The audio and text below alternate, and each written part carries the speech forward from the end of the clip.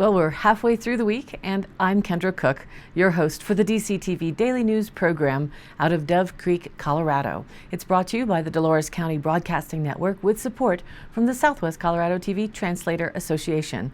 That's the special district association responsible for bringing the area free-to-access TV stations over the air by antenna. Check it out if you're watching this on Facebook.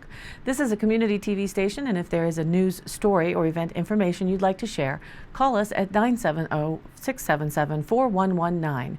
And if you're a business or organization or individual, we're looking for sponsorship opportunities. And if you'd like to contact us, again, that's the number, 677-4119, and we'd be happy to get you the information on how you can support the channel. This is the transmission for Wednesday, February 10th, 2021, DCTV Daily News. The marijuana gold rush anticipated after Dolores, the town, voters approved that business has not sparked up as expected, as reported in the Journal. Just one applicant filed by the initial February 5th deadline to start a retail marijuana business in their town. The town allows for 2 retail store locations and 2 retail cultivation centers, that according to a new ordinance. There will be eventually opportunities for 1 manufacturing facility for marijuana products in town. Initial excitement for marijuana entrepreneurs was high, officials said. But when the smoke cleared, 4 expressed interest and only 1 followed through with an application. Quote, "The second retail store slot is open until filled, first come, first serve," said town attorney John Kelly. Applications for the 2 cultivation center permits will also be accepted. Expecting a flood of applications, the town was ready to implement a lottery system, which included a local preference for one of the available retail store slots. But the lottery was not necessary. The 1 applicant will be vetted by the town board. Their identity or proposed location for the store has not yet been revealed. The applicant is not a Dolores resident. If granted preliminary approval by the town, the applicant must obtain proper state permits before opening a store. Another potential applicant interested in a store dropped out because of a costly requirement that the facility have a fire suppression sprinkler system required under the marijuana ordinance. The issue of requiring the fire suppression for pot shops spurred a discussion, with some supporting it and others not. Town Building Inspector David Dowdy said that the conditions of a marijuana business call for indoor fire sprinkler systems in order to protect firefighters and the public. He said the extreme security measures of cash-based marijuana shops creates a hazard for firefighters if there were a fire. Metal walls and reinforced doors and windows can be a trap in a fire situation. A sprinkler system effectively minimizes the potential for a fire getting out of control, Dowdy said, and is part of the cost of the marijuana business. It is in the ordinance because of, quote, "inherent dangers of buildings that house marijuana businesses," he said. Some board members agreed it was a necessary safety standard, although unfortunate that the expense cut an applicant out. Mayor Chad Wheelis and board member Jen Stark felt the requirement for sprinkler systems in a marijuana business goes too far and is over-regulation. Quote, "It feels like a double standard and is regulating businesses out of town that our voters overwhelmingly approved," Wheelis said. Sprinkler systems are not required for businesses such as liquor stores or shops with high-end security measures, he said. Stark said that the sprinkler regulation, quote, "makes it challenging for the business to be successful."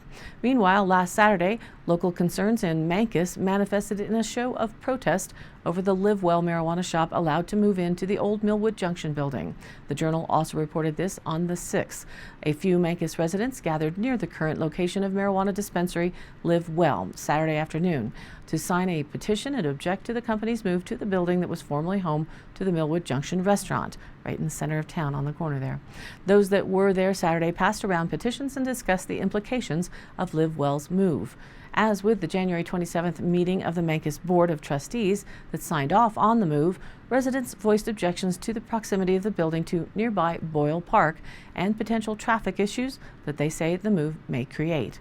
The board approved the location based on a measurement by Town Administrator Heather Alvarez and Marshall Goodall, as well as a measurement from licensed surveyor SGM.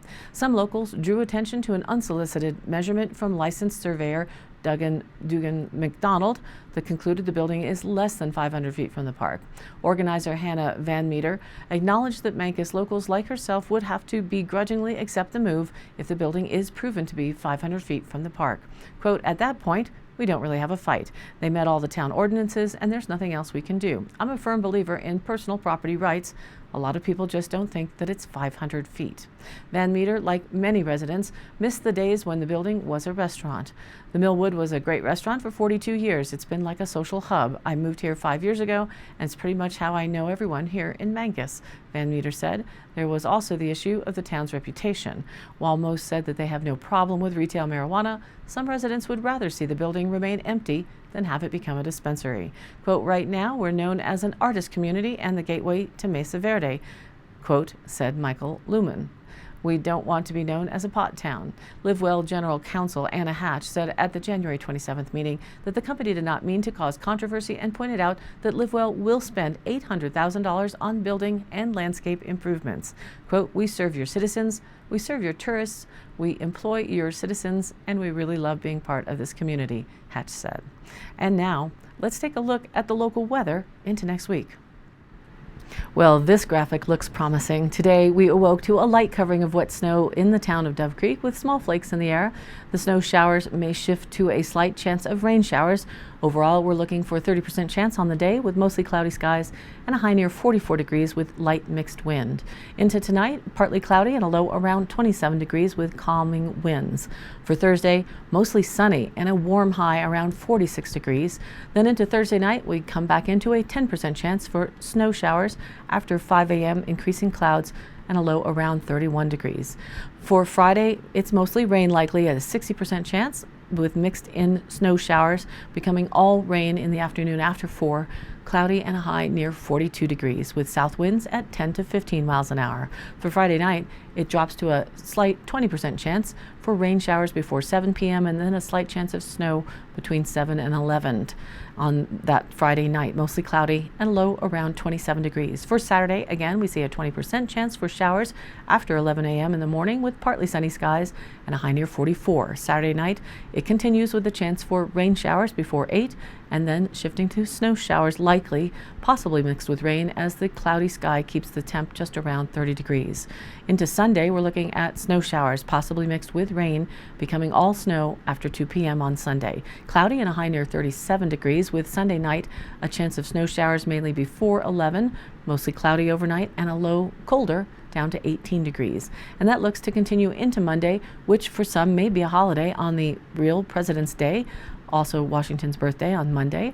Partly sunny and a high near 35 degrees with Monday night again another chance for snow showers, mostly cloudy and a low around 23. So we may just get some needed moisture through to early next week. With the temperatures will determine whether it's rain or snow ahead.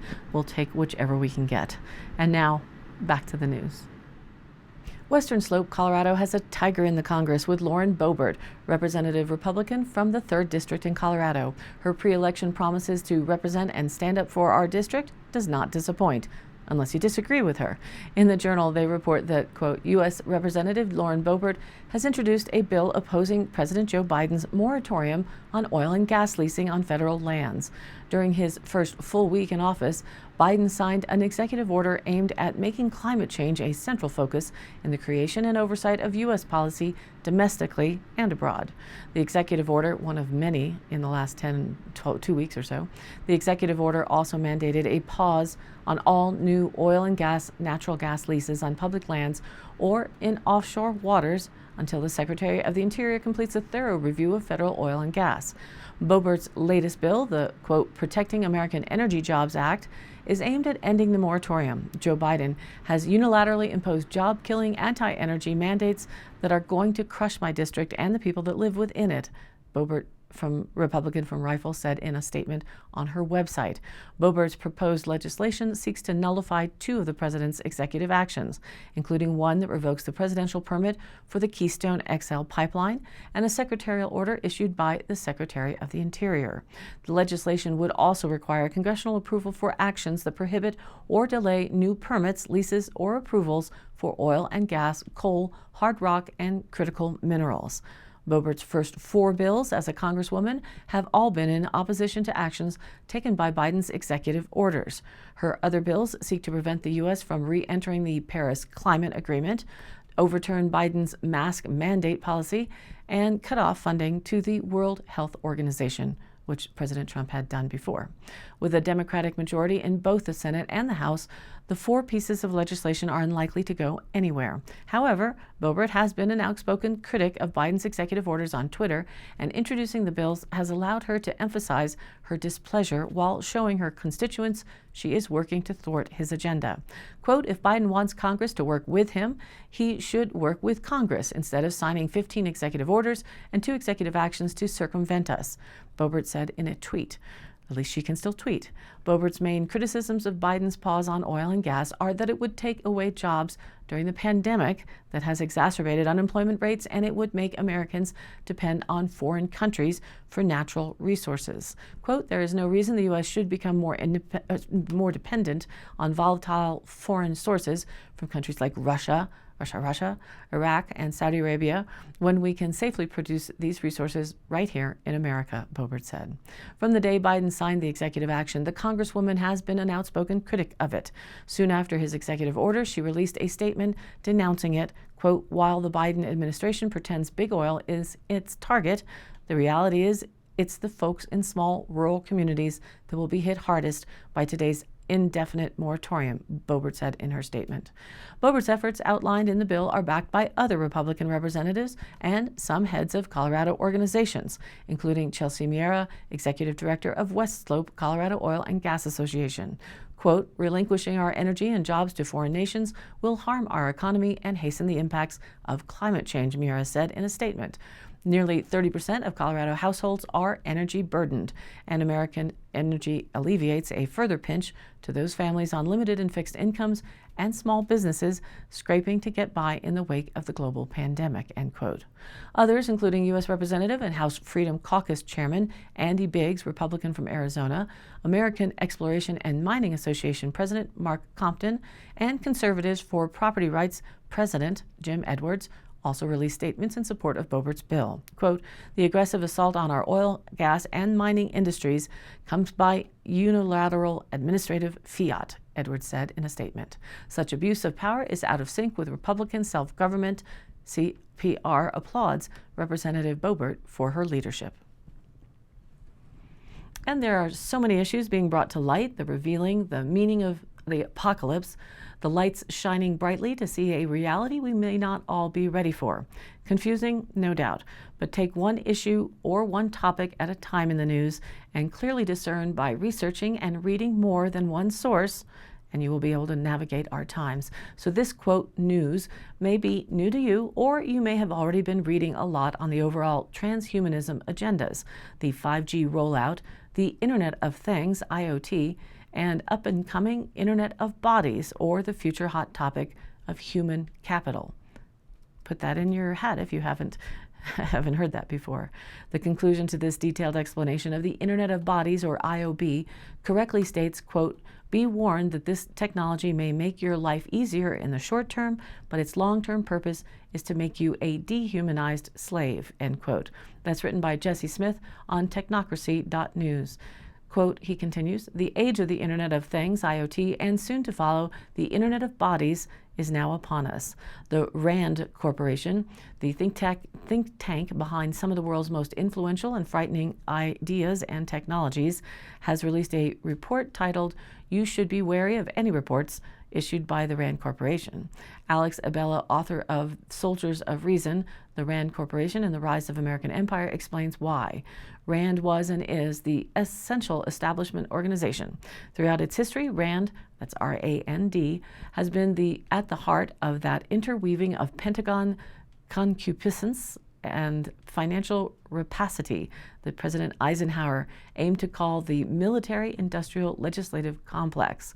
RAND has literally reshaped the modern world, and very few know it.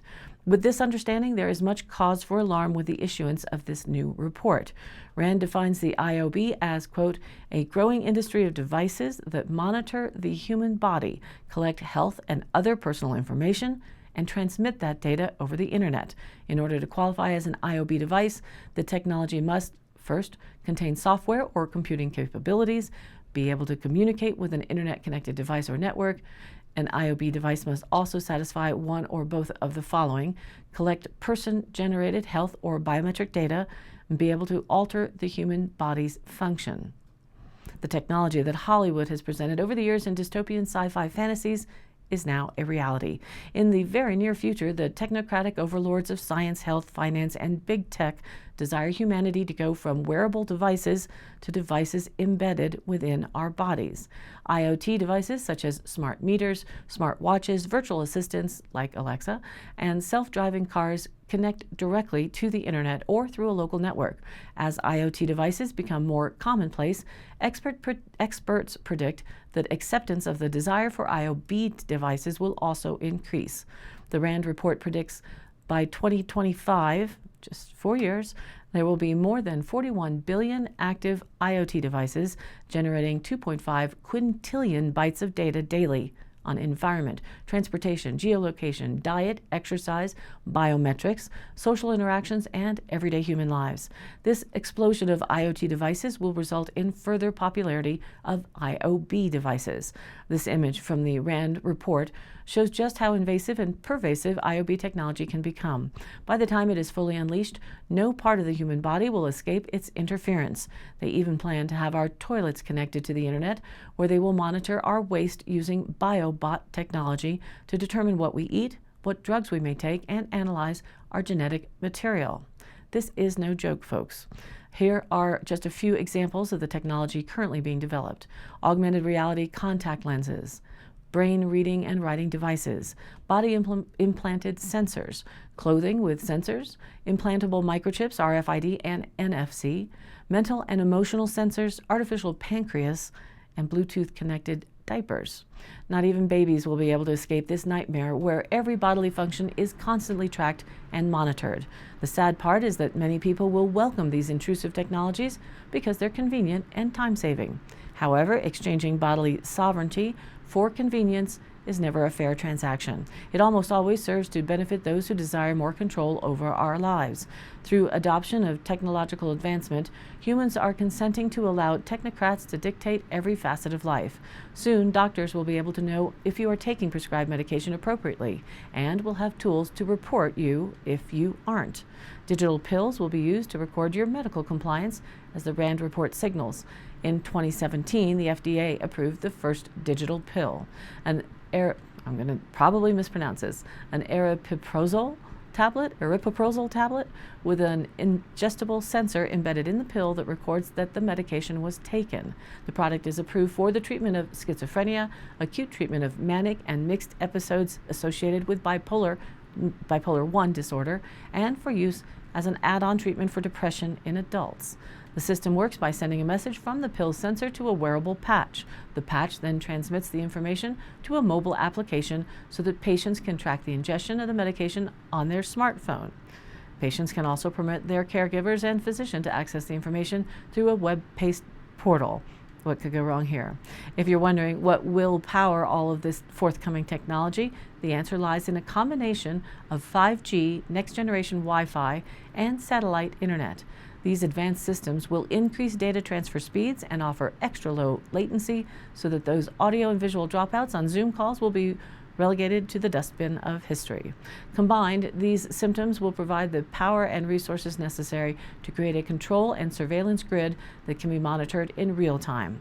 RAND confirms this purpose, illustrating that these advancements will enable consumer IoT technologies such as smart home systems to connect to IoB devices, so that, for example, one's smart thermostat will be linked to her smart clothing and automatically can regulate the temperature in her home. Greater connectivity and the widespread packaging of IoB in smartphones and appliances, some of which might collect data unbeknownst to the user, will increase digital tracking of users across a range of behaviors. As 5G is widely being rolled out in the US and other parts of the globe, plans are already being made to perfect and implement 6G. They laughed at Trump for saying 6G was coming down the pike, and look at it right now.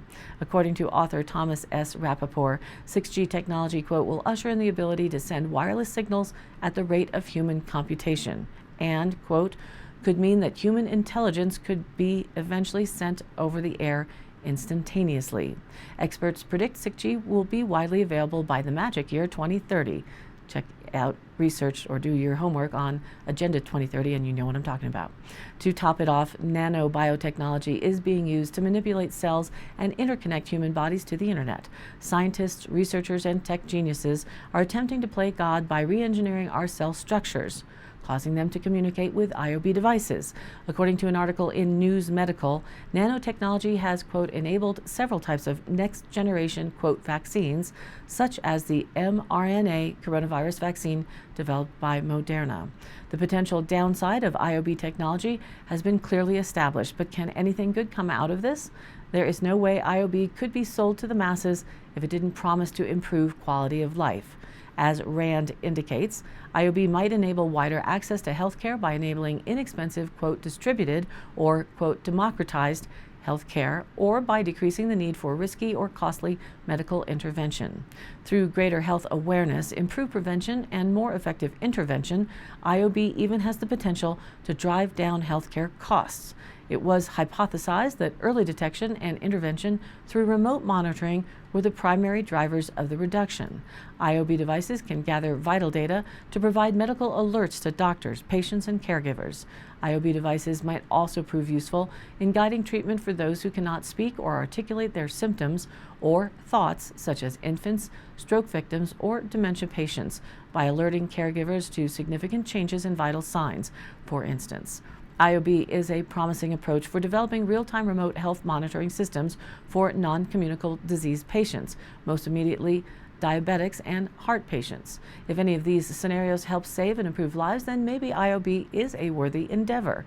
However, a careful reading of this quote reveals that IOB benefits are described with phrases such as might enable, has the potential, might also prove useful, and, quote, is a promising approach. In other words, IOB technology is still experimental, and many things can go wrong if implemented on a wide scale. We already know that radiation from mobile phones causes cancer.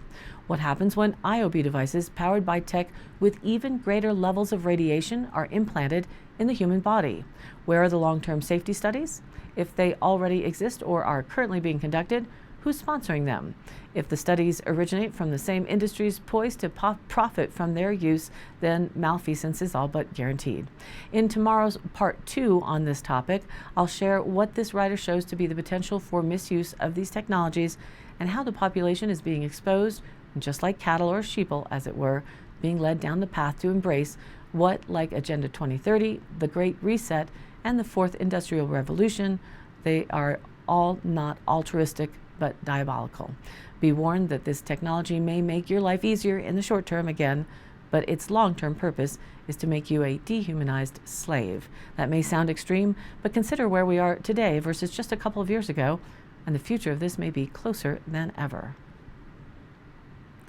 So, no new updates on the current Project COVID-19 counts locally since January 21st. So far, we remain in blue for the state regulation codes, and I'd like to let you know that DCTV News will be reinitiating what we used to call Talk Tuesday here, with a local interview segment program now named Talk Around Town. I will be bringing in people with a story to tell or something to promote or showcase that hopefully will be interesting for our local viewership. Stay tuned as we roll out the first program next week. Keep your fingers crossed. To catch the program online, this and the other one will be too, visit our Facebook page, which is DCTV Daily News, or also online YouTube. Both you can follow or subscribe to and join in on the conversation. This is your local community TV station.